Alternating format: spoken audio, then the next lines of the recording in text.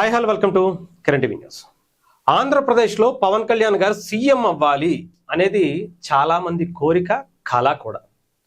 సరే, ఎవరైతే మాట్లాడుకుంటారో పవన్ కళ్యాణ్ గారి అభిమానులు కావచ్చు, మెగా అభిమానులు కావచ్చు, ఒక సామాజిక వర్గానికి ఎక్కువగా పవన్ కళ్యాణ్ గారిని ఇష్టపడతారు కాబట్టి వాళ్ళు అనుకోవచ్చు. లేదంటే న్యూట్రల్ గా ఉండేటువంటి చాలా మంది కూడా పవన్ కళ్యాణ్ గారు లాంటి ఒక హానెస్ట్, నిజాయితీ పరుడు ఆంధ్రప్రదేశ్ సీఎం అయితే చాలా బాగుంటుంది అనేది చాలా మంది వాదన. ఇప్పుడు ఏంటంటే ఇక్కడ ఇద్దరు కనిపిస్తున్నారు. ఒకళ్ళు బొత్స సత్యనారాయణ గారు, ఇంకొకళ్ళు తోట తిరుమూర్తులు గారు. వైఎస్ఆర్సీపీకి చాలా కీలకమైనటువంటి నాయకులుగా మనం చూడొచ్చు. బొత్స సత్యనారాయణ గారు అయితే దాదాపు ఒక 40 ఏళ్ల రాజకీయ ప్రస్థానం కూడా ఆయన దగ్గర ఉంది. అంత గొప్ప చరిత్ర కూడా ఉంది. ఈయన తోట తిరుమూర్తులు గారు కూడా అంత సీనియర్. అయినా కూడా వీళ్ళకి ఎలాగో అయ్యేటువంటి అవకాశం లేదు. అందుకని వీళ్ళు కూడా వైఎస్ఆర్సీపీ పార్టీలో ఎమ్మెల్సీగా ఉండి కూడా పవన్ కళ్యాణ్ గారు సీఎం అయితే బాగుంటుంది అనేటువంటి మాట మాట్లాడారట. ఎందుకు ఏంటి అనేది కొంచెం వివరాల్లోకి వెళ్ళేటువంటి ప్రయత్నం చేస్తాను. దయచేసి ఛానల్ని సబ్స్క్రైబ్ చేసుకోండి. వీలైతే ఆ జాయిన్ బటన్ నొక్కండి. మీకు కంటెంట్ నచ్చినట్టయితే షేర్ చేయండి. అలాగే మీ అభిప్రాయాన్ని కూడా కమెంట్స్ రూపంలో తెలియచేయండి. ఇకపోతే బొత్స సత్యనారాయణ గారు, అలాగే ఎమ్మెల్సీ తోట తిరుమూర్తులు గారు ఇప్పుడు ఎమ్మెల్సీకి సంబంధించి అంటే కౌన్సిల్లో మనందరికీ తెలుసు ఎంత బలంగా వాళ్ళ గొంతు వినిపిస్తున్నారో మనందరికీ తెలుసు. ఇంకా జగన్మోహన్ రెడ్డి గారే అసెంబ్లీకి వచ్చి మాట్లాడేటువంటి ధైర్యం కూడా చేయట్లేదు. కానీ వీళ్ళిద్దరూ కూడా చాలా బలంగా వైఎస్ఆర్సీపీకి సంబంధించినటువంటి మెయిన్ లీడరే అసెంబ్లీకి రావడానికే భయపడినా కూడా వీళ్ళు కౌన్సిల్లో మాత్రం చాలా బలంగా నిలబడుతున్నారు. ఇంకా బొత్స సత్యనారాయణ గారు అయితే ఆయనకి బ్రెయిన్ స్ట్రోక్ వచ్చినా కూడా, ఆయన హెల్త్ బాగోకపోయినా కూడా అంత అగ్రెసివ్గా కౌన్సిల్లోకి వచ్చి మాట్లాడుతున్నటువంటి సందర్భాలు కూడా చూస్తాం. నిజంగా అంత తెగువ, ఇంత ఈ టైంలో కూడా మనం వచ్చి నిలబడాలి, మాట్లాడాలి అనేటువంటి ఒక తత్వం ఉంది చూసారా. జగన్మోహన్ రెడ్డి గారి కన్నా 1000 రెట్లు బెటర్ ఏమో అనిపించింది నాకైతే.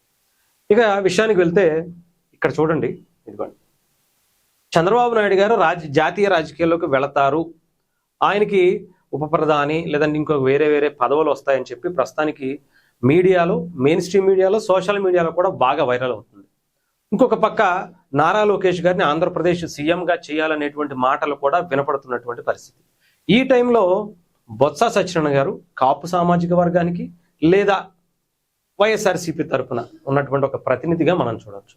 ఆయన కానీ ఎవరైతే తోట తిరుమూర్తులు గారు కానీ వీళ్ళిద్దరూ కూడా చంద్రబాబు నాయుడు గారు జాతీయ రాజకీయాల్లోకి వెళితే పవన్ కళ్యాణ్ గారు సీఎం అయితే బెటర్ అని బొత్స సత్యనారాయణ గారు, తోట తిరుమూర్తులు గారు అభిప్రాయపడ్డారట. పవన్ కళ్యాణ్ సీఎం అవ్వాలని కాపు సామాజిక వర్గం ఆలోచిస్తుంది, తోట తిరుమూర్తులు అన్నారట.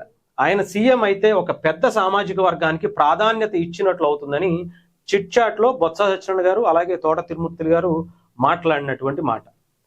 ఎందుకు అంటే తెలుసుగా, కాపులు ఇప్పటి వరకు ఆంధ్రప్రదేశ్కి సీఎం అవ్వలేదు అనేది వాస్తవంగానే చెప్పాలి. సామాజిక పరంగా, పర్సంటేజ్ పరంగా ఆంధ్రప్రదేశ్లో చాలా పెద్ద స్థాయిలో ఉన్నా కూడా ఇప్పటి వరకు వాళ్ళకి రాజ్యాధికారం మాత్రం రాలేదు. అంత స్థాయిలో ఎవరు కూడా నిలబడనివ్వలేకపోయారు అని చెప్పాలి. పవన్ కళ్యాణ్ గారు ఆ దశగా అడుగులు వేస్తూ 2024లో మొట్టమొదటి అడుగుగా ఆంధ్రప్రదేశ్లో ఇప్పుడు డిప్యూటీ సీఎంగా వెళ్ళారు. నెక్స్ట్ ఎంత ఎలా ఉంటుంది అనేది మనం ప్రత్యేకించి చెప్పాల్సిన అవసరం లేదు.